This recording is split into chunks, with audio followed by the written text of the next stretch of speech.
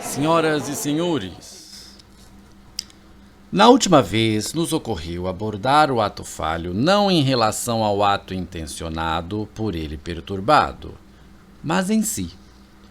Tivemos a impressão de que, em certos casos, os atos falhos parecem revelar sentido próprio e ponderamos que, se pudéssemos comprovar mais amplamente que eles são de fato dotados de sentido, esse sentido logo se tornaria mais interessante para nós do que o exame das circunstâncias em que o ato falho acontece.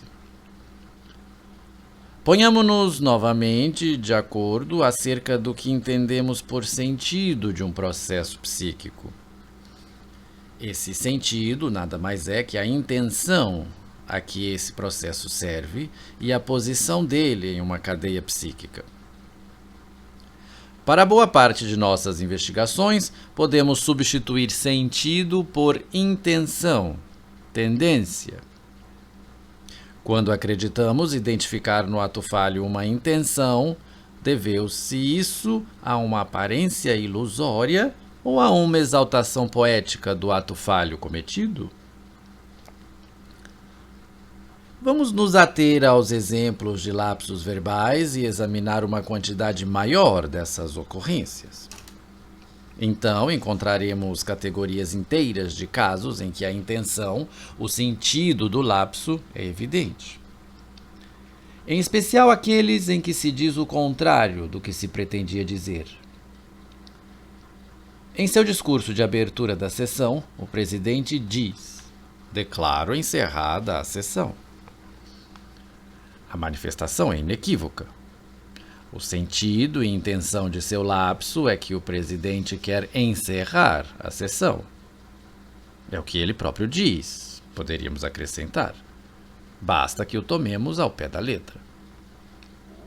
Não levantem a objeção de que isso não é possível, de que sabemos, afinal, que ele não queria encerrar e sim abrir a sessão, e de que ele próprio, a quem acabamos de reconhecer como instância máxima, pode confirmar que assim o desejava.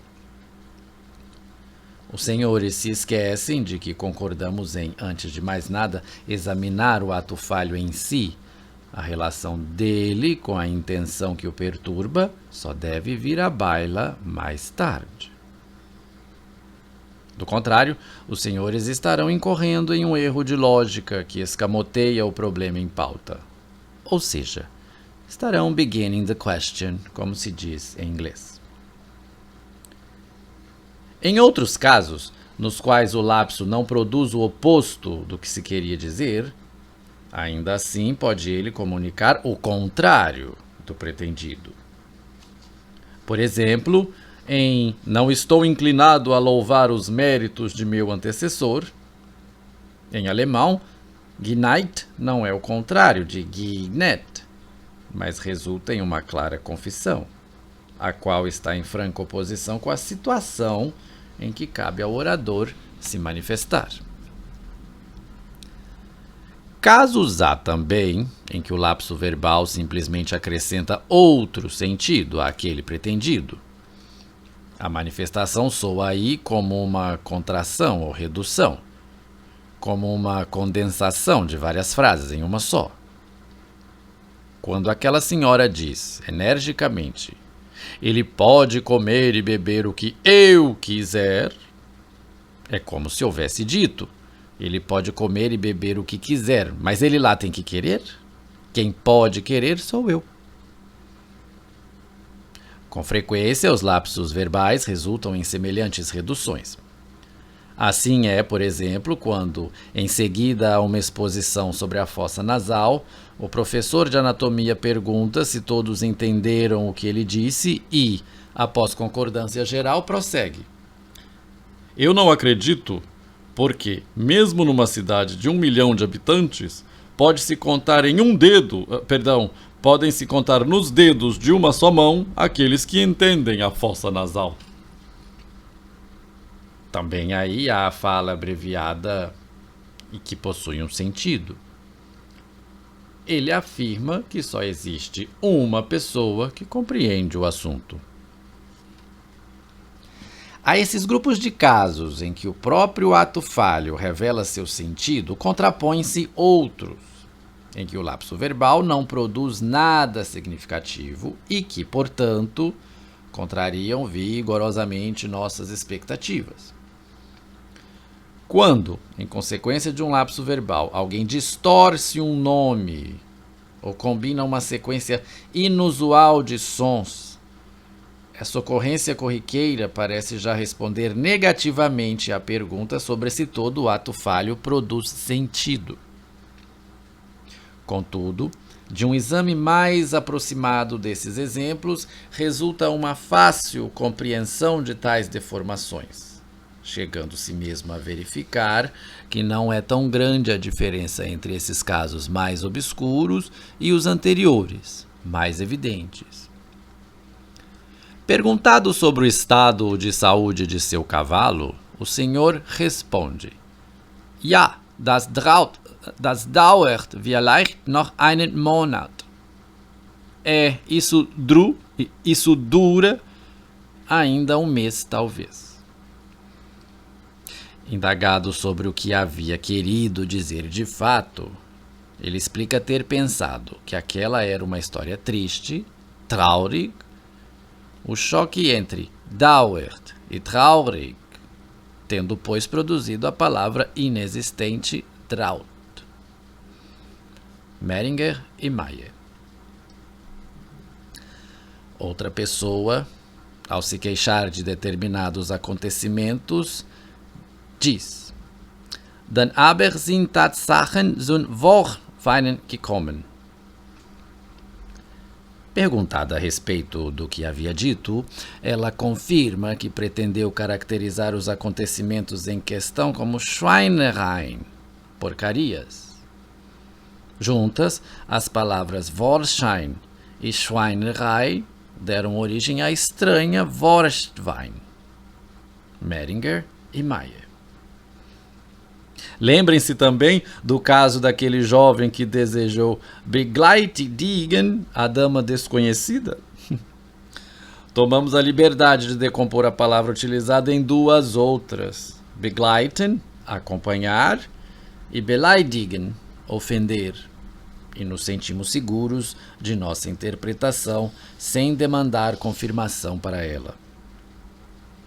Por esses exemplos, os senhores veem agora que também os casos mais obscuros dos atos falhos se deixam explicar pela junção de duas intenções diversas, ou seja, pela interferência. As diferenças entre tais casos resultam apenas do fato de que, às vezes, uma intenção substitui a outra por completo, como nos lapsos que afirmam o contrário do pretendido. Ao passo que outras vezes ela se limita a deformar ou modificar o que se queria dizer, dando origem a construções mistas que, em si, parecem, em maior ou menor grau, plenas de sentido. Cremos agora ter compreendido o segredo de um grande número de lapsos verbais. Se nos ativermos a essa percepção, poderemos compreender outros grupos também, ainda enigmáticos para nós. No caso da deformação de nomes, por exemplo, não podemos atribuí-la sempre e somente à concorrência entre dois nomes parecidos, mas diferentes. Outra intenção, no entanto, não é difícil de adivinhar. A deformação de um nome é coisa que ocorre também, muitas vezes, fora dos domínios dos lapsos verbais. Ela visa fazer um nome soar mal ou a depreciá-lo e constitui uma conhecida modalidade ou vício da injúria, a qual toda pessoa educada logo aprende a renunciar, ainda que não o faça de bom grado, porque se permite ainda utilizá-lo com frequência sob a forma de xiste, embora muito pouco digno. É natural, portanto, pressupormos também no lapso verbal a existência de tal propósito difamatório, que prevalece da deformação do nome. Explicações semelhantes se nos impõem para certos lapsos da fala de efeito cômico ou absurdo. Convido os senhores a arrotar a saúde de nosso chefe. A atmosfera solene é perturbada pela intromissão inesperada de uma palavra que suscita uma imagem desagradável. Segundo o modelo de certos xingamentos e imprecações, não podemos imaginar outra coisa, senão que pretende expressar-se aí uma vigorosa tendência contrária à suposta homenagem, a qual deseja antes dizer: não creiam que estou falando sério, não dou a mínima para esse sujeito, ou coisa parecida. O mesmo vale para aqueles lapsos que transformam palavras inofensivas em expressões inapropriadas e obscenas. Conhecemos em muitas pessoas essa tendência a transformar deliberadamente palavras inofensivas em obscenas pelo prazer que assim obtém. Essa deformação é tida como espirituosa e, na realidade, toda vez que ouvimos alguém dizer coisa semelhante, é necessário que, em primeiro lugar, descubramos se esse alguém o fez de propósito, à maneira de um xiste, ou se de fato cometeu um lapso verbal. Com essas considerações, teríamos, pois, solucionado sem grande esforço o enigma dos atos falhos. Eles não são obra do acaso, mas atos psíquicos sérios. Possuem um sentido e nascem da conjunção, ou melhor, do confronto de duas intenções diferentes. Agora, porém, compreendo que os senhores queiram me cobrir de um sem número de perguntas e dúvidas que cumpre responder e resolver antes que possamos nos comprazer desse primeiro resultado de nosso trabalho. Eu, com certeza, não quero instigá-los a decisões precipitadas. Assim, submetamos todas as nossas considerações, uma, a ponderação isenta. O que desejariam os senhores me perguntar?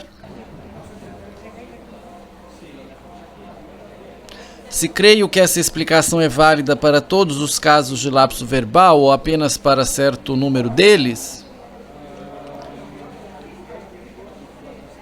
Se é lícito estender essa compreensão para todos os muitos tipos de atos falhos, isto é, para os lapsos de leitura, de escrita, de memória, de extravio, etc., que papel cumprem fatores como cansaço, nervosismo, distração, distúrbio da atenção, se os atos falhos são de natureza psíquica? Além disso, nota-se que, das duas tendências neles concorrentes, uma é sempre evidente, ao passo que a outra nem sempre o é.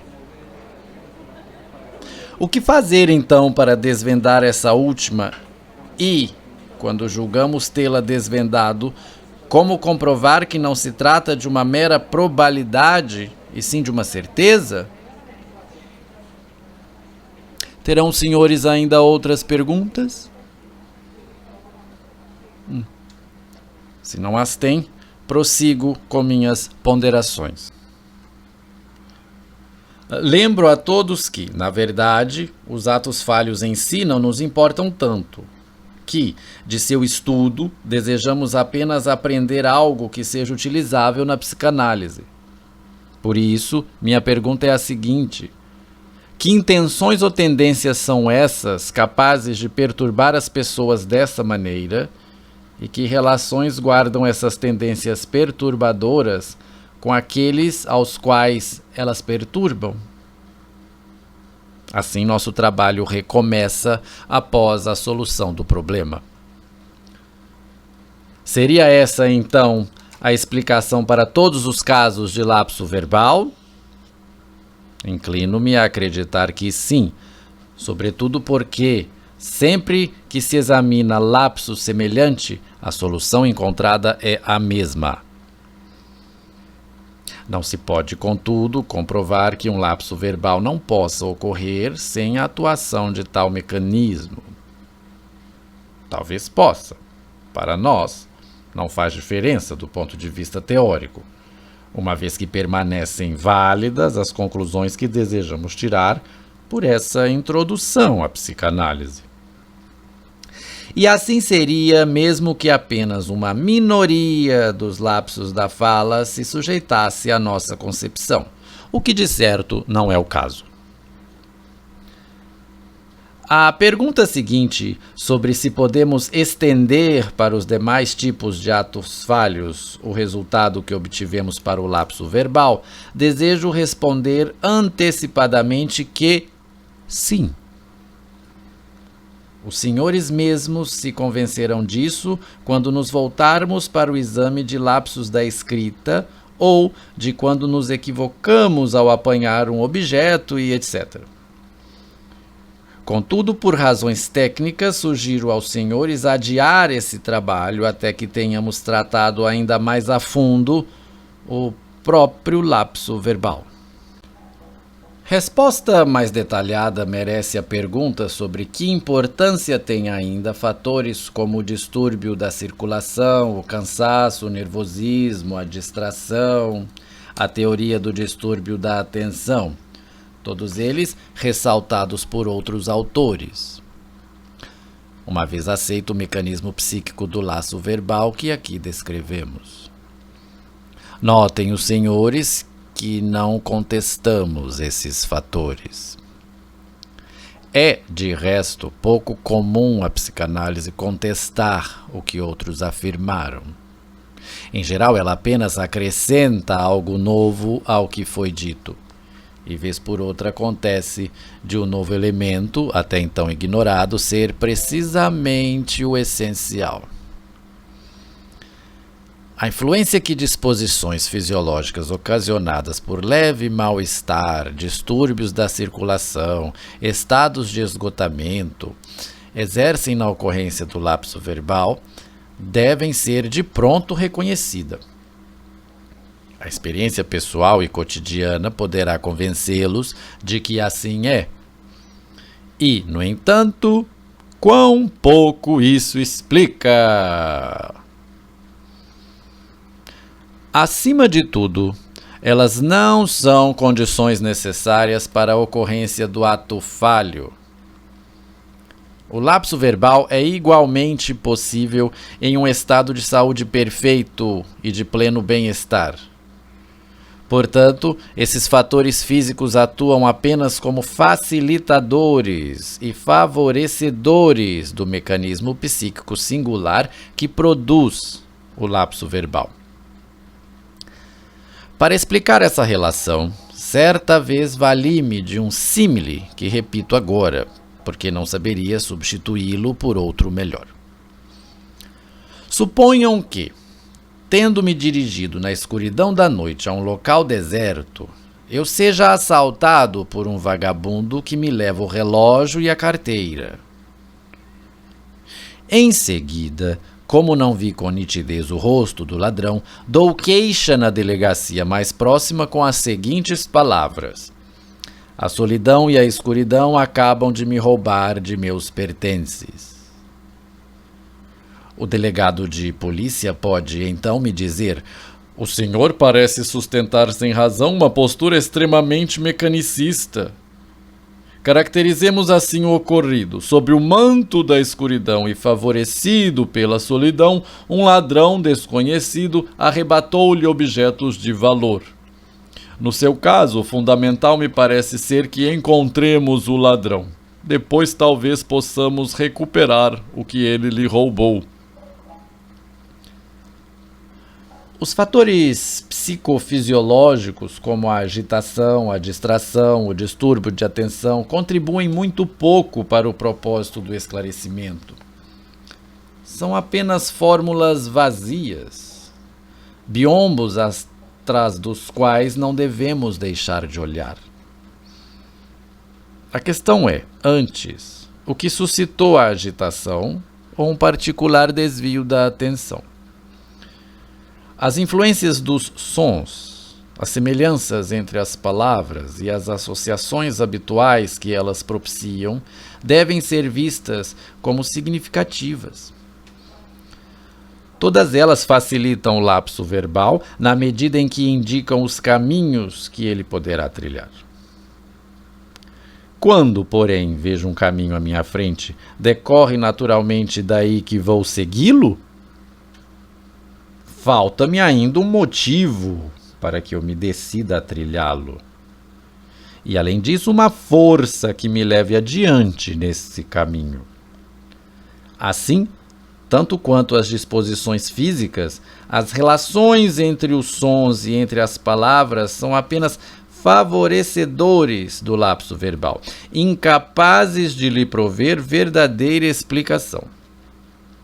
Afinal, considerem os senhores, na imensa maioria dos casos, meu discurso não se deixa perturbar pela circunstância de, por semelhança fonêmica, as palavras que utilizo lembrarem outras, ou de estarem elas intimamente vinculadas a seus antônimos, ou ainda de suscitarem associações comuns.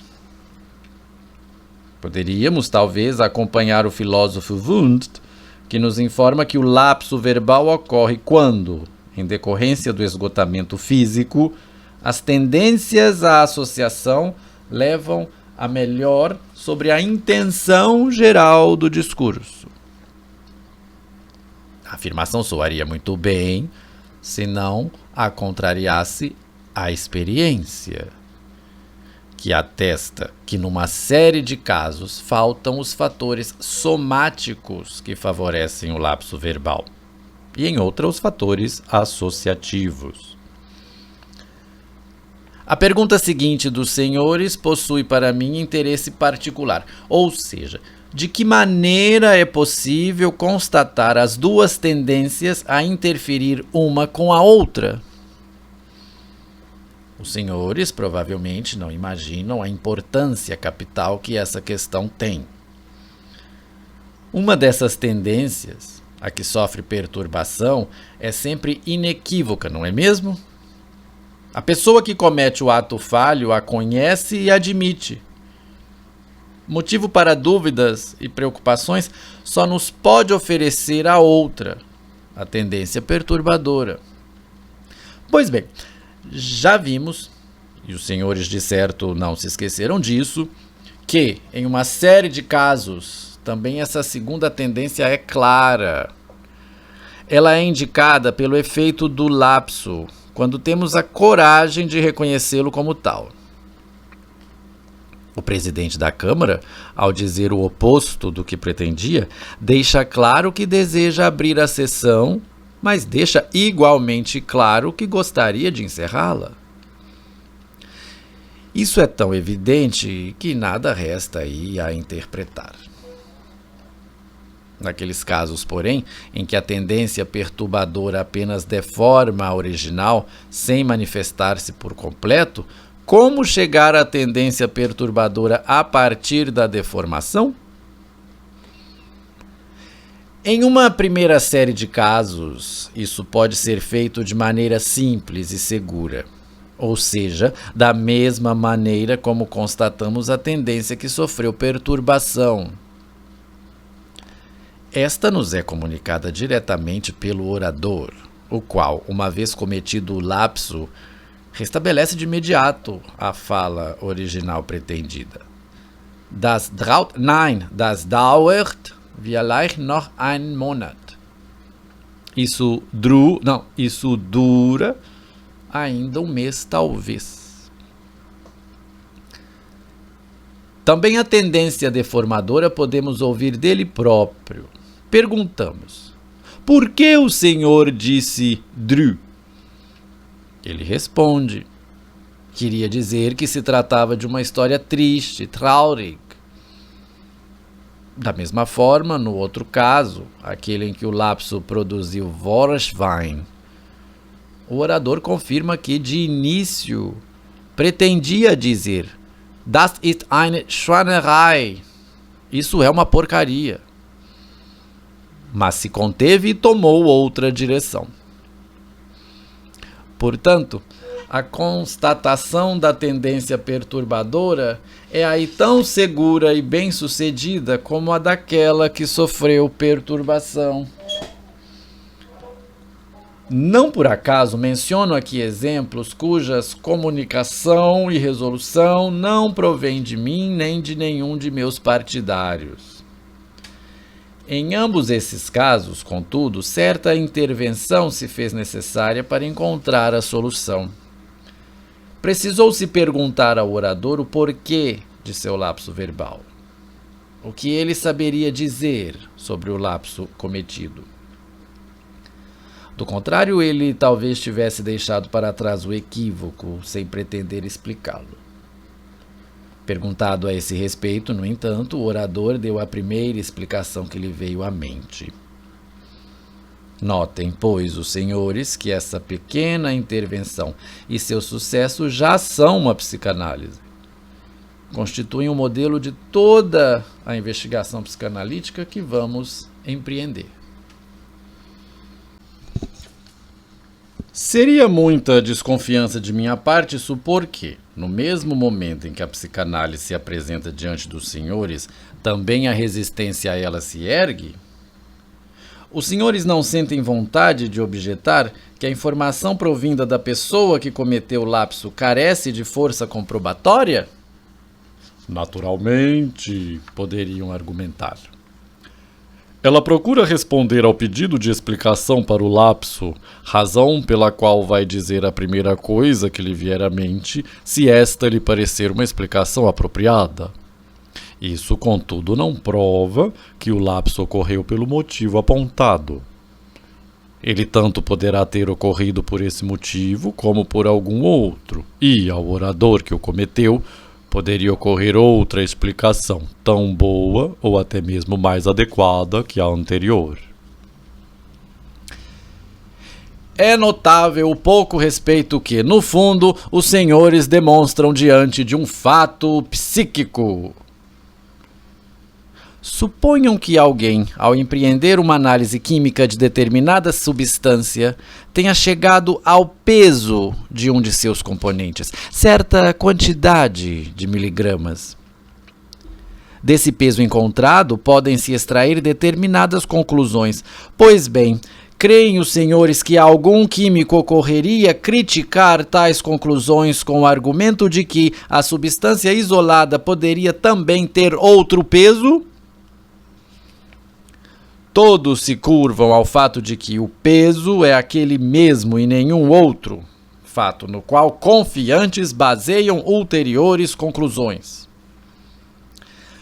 Diante, porém, do fato psíquico da explicação ocorrida ao orador, os senhores não o julgam válido, creem que outra explicação poderia lhe ter ocorrido.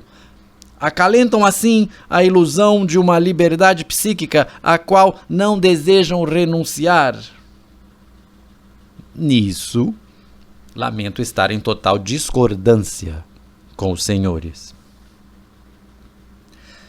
Aqui, as senhoras e os senhores cessarão de opor resistência, mas apenas para retomá-la em outro ponto.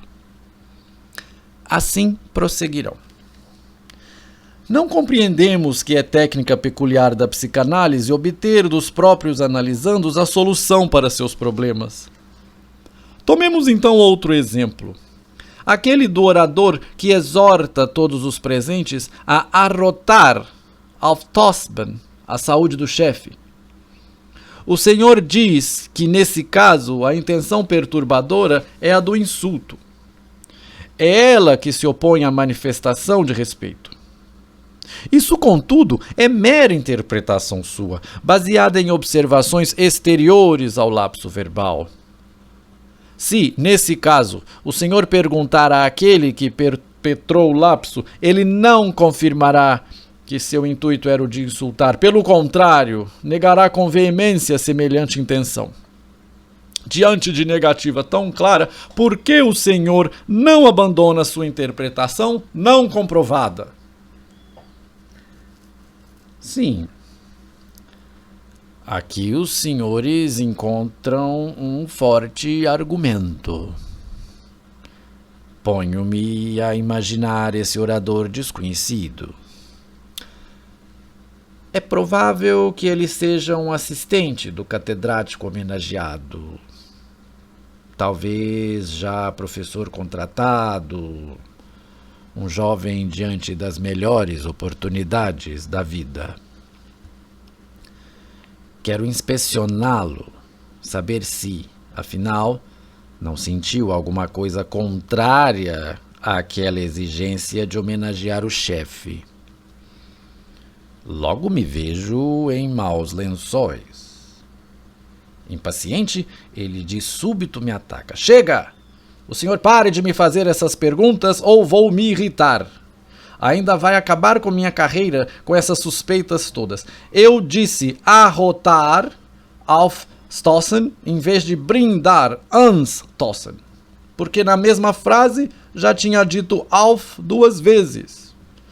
É isso que Meringer chama de reverberação. E não há mais nada a explicar aí. O senhor me entende? Basta!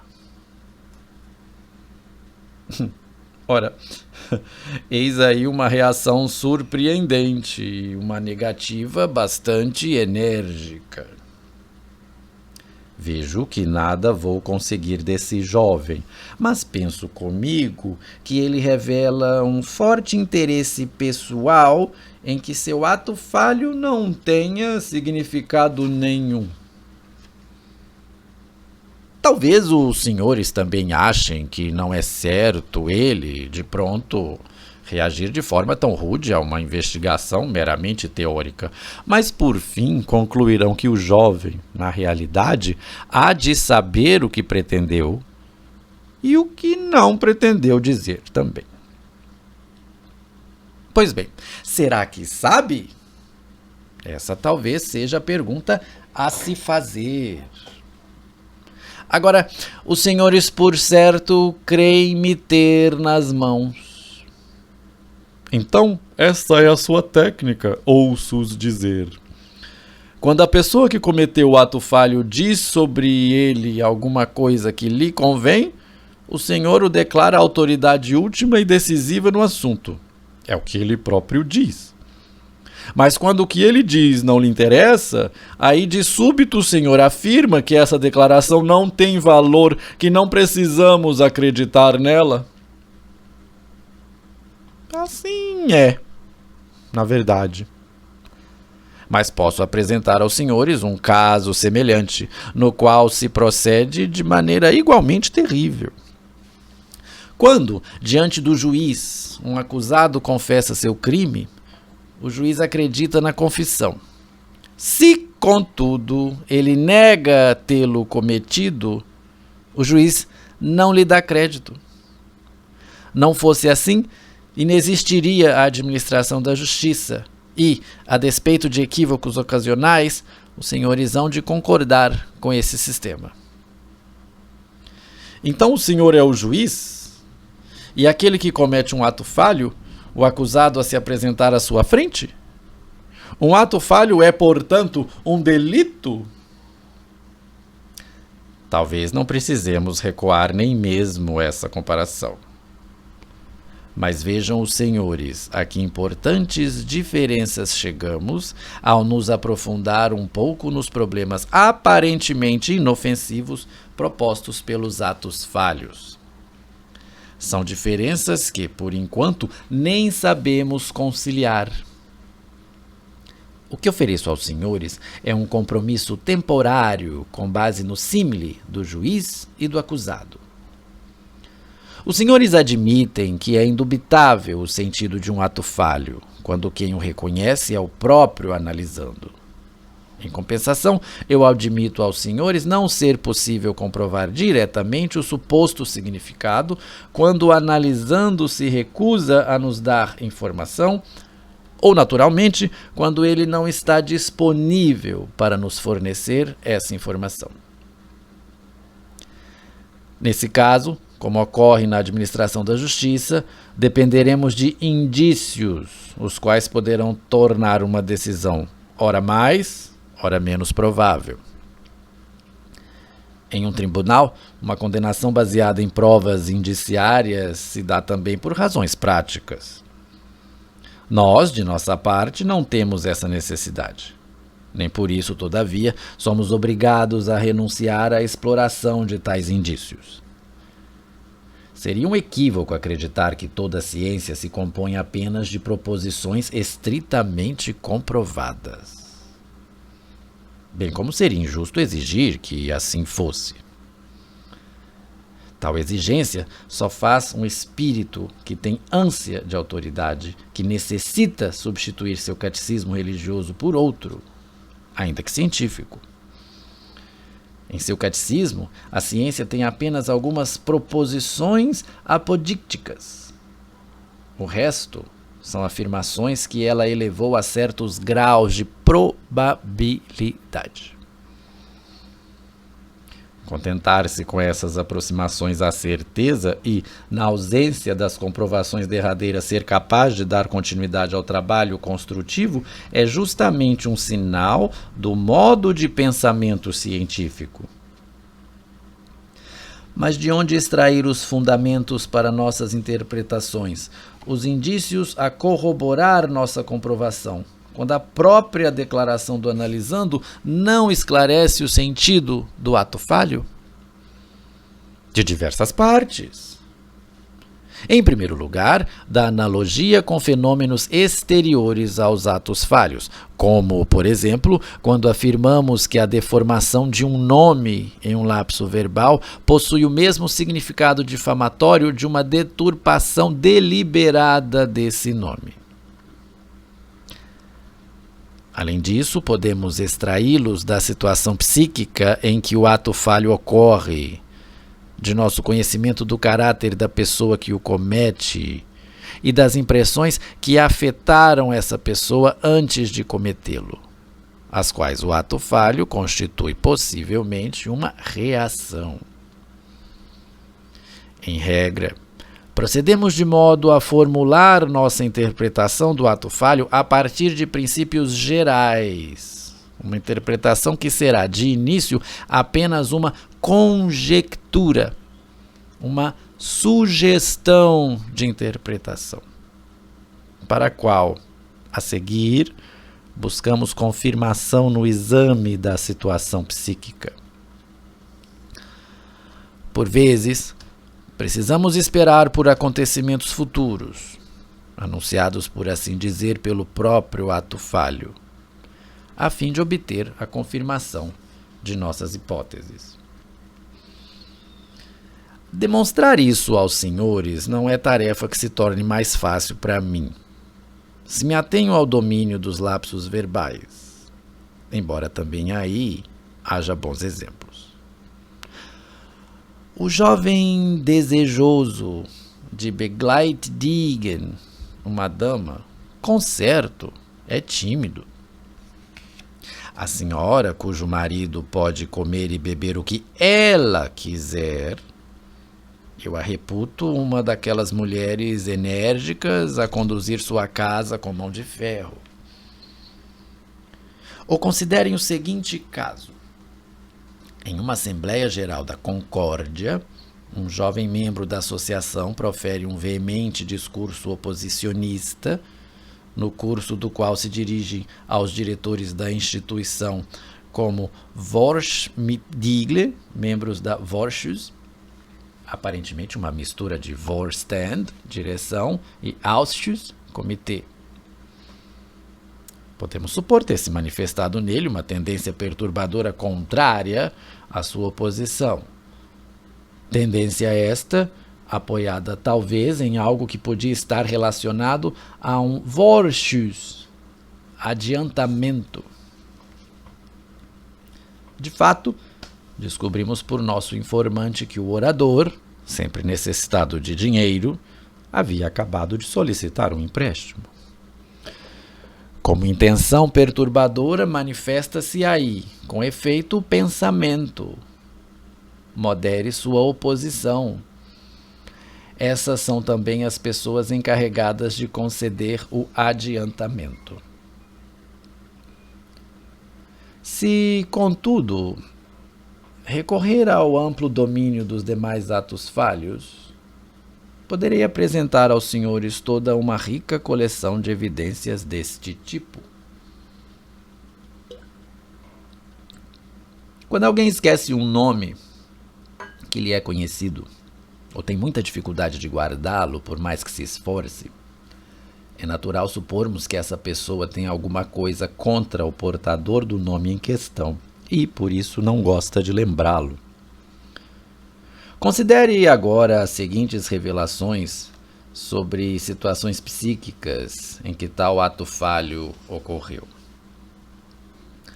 Um certo senhor Y apaixonou-se perdidamente por uma dama que, logo a seguir, se casou com um senhor X.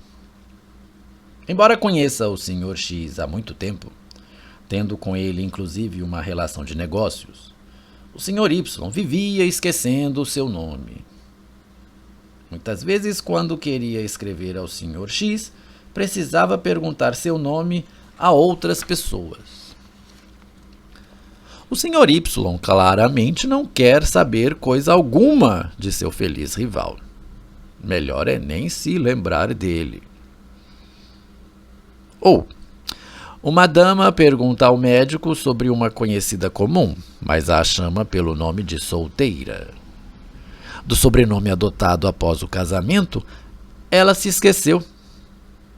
Confessa então ter ficado bastante insatisfeita com aquele casamento e não suportar o marido da amiga. Teremos ainda muito a dizer sobre outros aspectos do esquecimento de nomes. No momento, interessa-nos, sobretudo, a situação psíquica verificada quando do esquecimento. De modo geral, o esquecimento de intenções pode ser referido a uma tendência contrária, que não deseja pôr em prática o propósito em questão. Assim pensa não apenas a psicanálise, esse é também um entendimento comum a todas as pessoas, aquele que todos professam na vida, mas negam na teoria. O benfeitor que se desculpa com seu protegido por ter se esquecido de atender a um pedido não tem sua justificativa aceita por ele. O protegido pensará de imediato, ele pouco se importa, prometeu, mas na verdade não quer fazer. Em certas circunstâncias, portanto, também na vida real, o esquecimento é mal visto. A diferença entre o entendimento popular e o psicanalítico desses atos falhos parece ter sido abolida. Imaginem uma dona de casa que recebe uma visita com as palavras: "Como? Você veio hoje? Eu me esqueci completamente de ter feito o convite para hoje." Ou o jovem que tem de confessar à amada ter esquecido de comparecer ao último encontro marcado. Por certo, ele não vai confessá-lo e sim inventar de improviso obstáculos os mais improváveis, os quais o terão impedido de comparecer e mesmo desde então de dar qualquer notícia. Em questões militares, sabemos que a desculpa do esquecimento de nada adianta, nem há de livrar ninguém da punição, e só podemos considerar justificado que assim seja.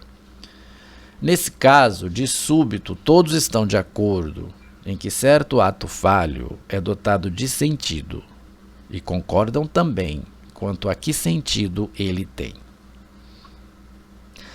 Por que, então, não são coerentes o bastante para estender esse entendimento aos demais atos falhos, reconhecendo, de uma vez por todas? Também, para isso, é evidente que há uma resposta.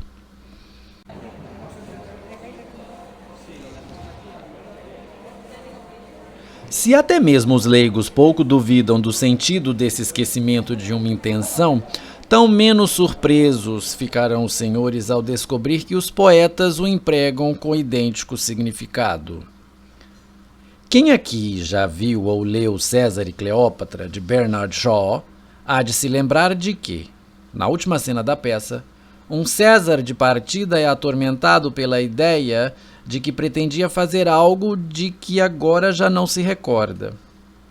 Por fim, revela-se o que ele havia esquecido, de se despedir de Cleópatra. Esse pequeno expediente empregado pelo dramaturgo pretende atribuir ao grande César uma superioridade que ele não possuía nem almejava. Fontes históricas dirão aos senhores que César determinou que trouxessem Cleópatra para Roma e que ali ela se encontrava na companhia de seu pequeno Cesário quando César foi assassinado, ao que, então, Cleópatra fugiu da cidade. Os casos de esquecimento de uma intenção são, em geral, tão claros que pouca utilidade possuem para nosso propósito de extrair da situação psíquica indícios que apontem para o sentido de um ato falho. Voltemos nossa atenção para uma modalidade de ato falho particularmente rica em significados e inescrutável. Aqueles casos em que perdemos um objeto ou não sabemos onde o guardamos. Os senhores, por certo, não julgarão crível que, na perda de um objeto, uma casualidade que com frequência nos é dolorosa, tenhamos nós próprios participação deliberada. Contudo, observações como as que seguem existem em profusão. Um jovem perde o lápis de que gostava muito. Dias antes, havia recebido uma carta do cunhado que terminava com as seguintes palavras: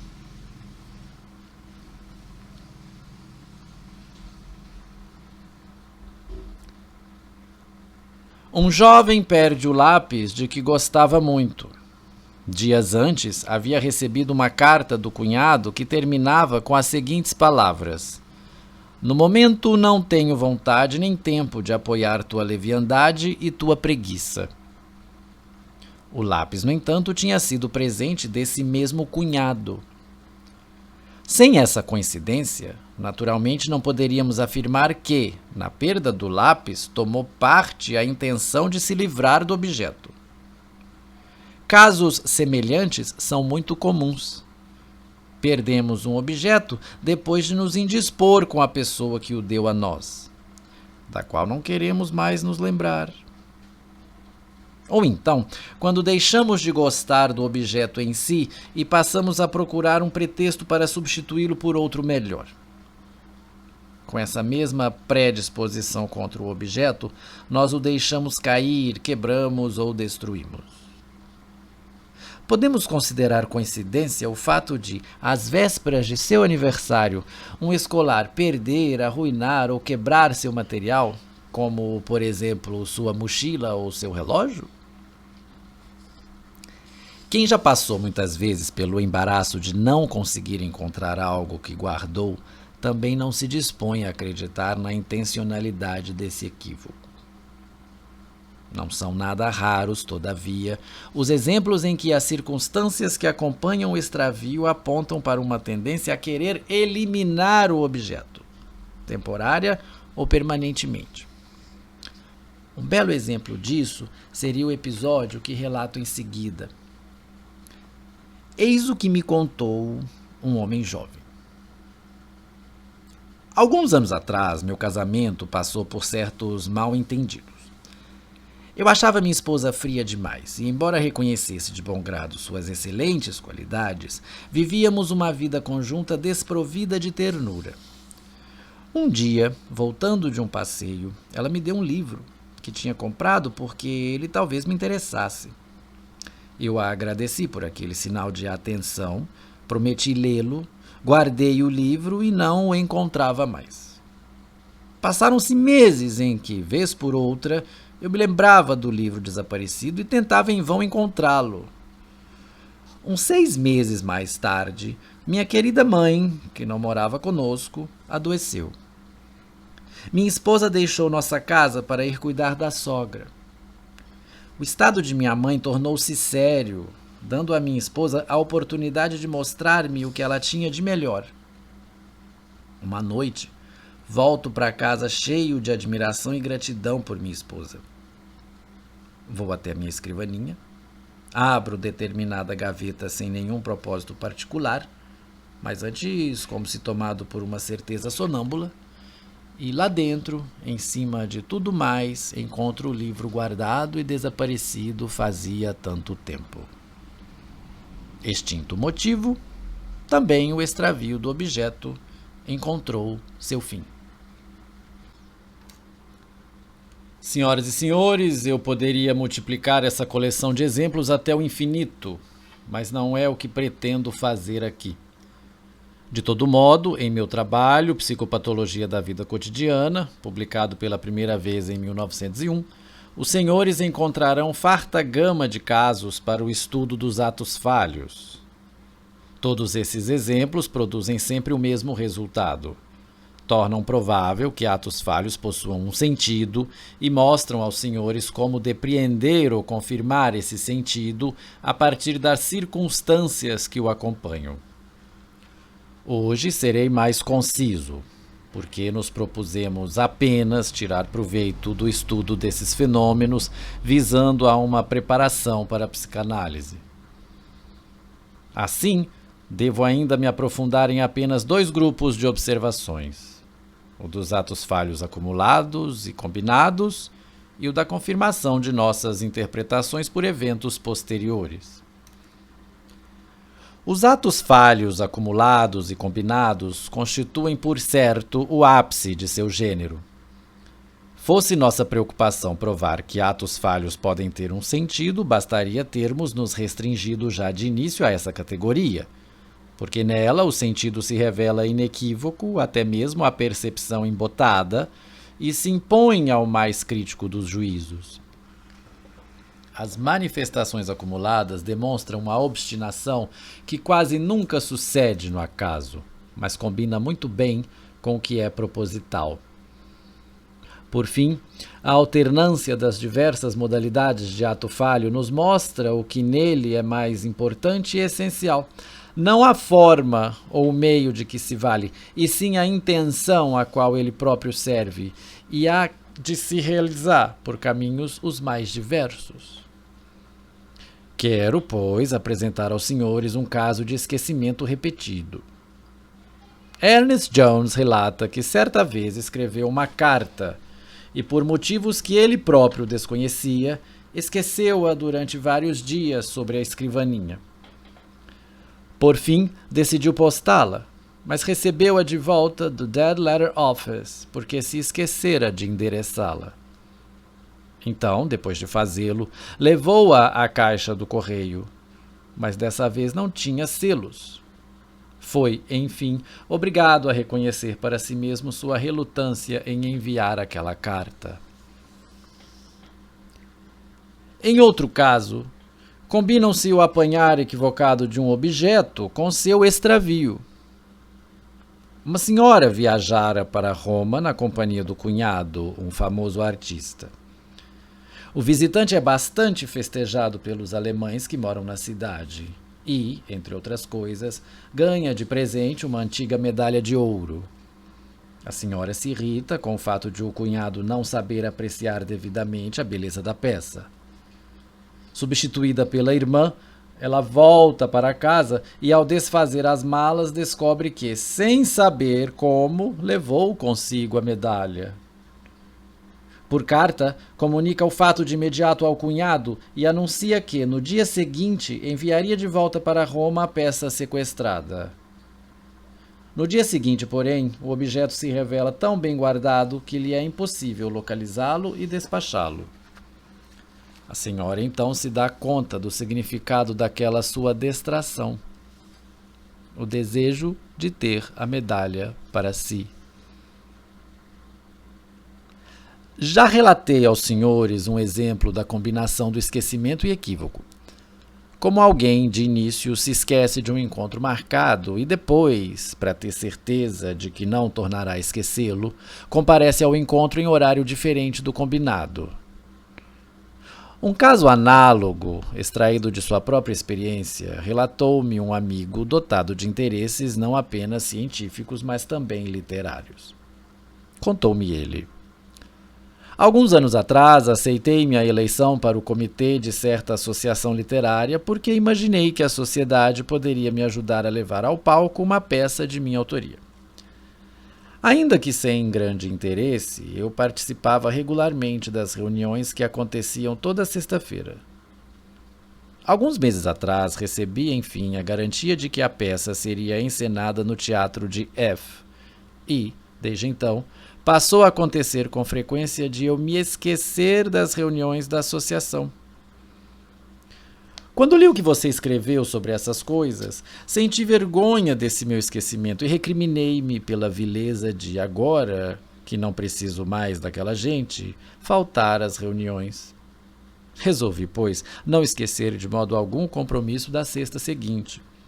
Lembrava-me a todo momento desse propósito, até o momento em que, pondo-o em prática, lá estava eu diante da porta da sala de reunião. Para meu espanto, ela estava fechada. A reunião já tinha acabado. É que eu tinha errado o dia. Já era sábado. Seria muito interessante continuar elencando observações desse tipo, mas sigo adiante. Quero dar aos senhores uma ideia daqueles casos em que nossa interpretação precisa aguardar confirmação posterior. Compreensivelmente, a condição principal para esses casos é o nosso desconhecimento da situação psíquica presente ou sua inacessibilidade. Então, nossa interpretação tem apenas o valor de uma hipótese, a qual nós próprios não desejamos atribuir importância demasiada. Mais tarde, porém, algum acontecimento vem nos mostrar como era justificada aquela nossa interpretação inicial. Certa feita, estando eu em visita a recém-casados, ouvi da jovem mulher um relato sorridente de um acontecimento. No dia seguinte ao do retorno de viagem, ela fora visitar a irmã solteira, a fim de, como nos velhos tempos, irem juntas às compras, enquanto o marido cuidava dos negócios. De súbito, um cavalheiro do outro lado da rua chamou-lhe a atenção. E ela cutucou a irmã dizendo: "Olhe, lá vai o Sr. L." Ela havia se esquecido de que, fazia algumas semanas, aquele senhor era seu marido. Estremeci com esse relato, mas não ousei tirar dele nenhuma conclusão. Só fui me lembrar desse pequeno episódio anos mais tarde, depois daquele casamento ter tido o desfecho dos mais desafortunados. A Meda conta-nos a história de uma senhora que, na véspera de seu casamento, esqueceu-se de ir experimentar o vestido de noiva, dele se lembrando apenas ao anoitecer, para desespero da costureira. A esse esquecimento, ele vincula o fato de, pouco depois, a dama haver se separado do marido. Conheço uma senhora, hoje separada, que na administração de seus bens, com frequência assinava documentos com o nome de solteira. Muitos anos antes de voltar a adotá-lo, diga-se de passagem. Sei de mulheres que, em viagem de núpcias, perderam a aliança de casamento. E sei também que o curso de seu matrimônio acabou por emprestar sentido a esse acaso. Termino citando ainda outro exemplo gritante, mas com melhor desfecho.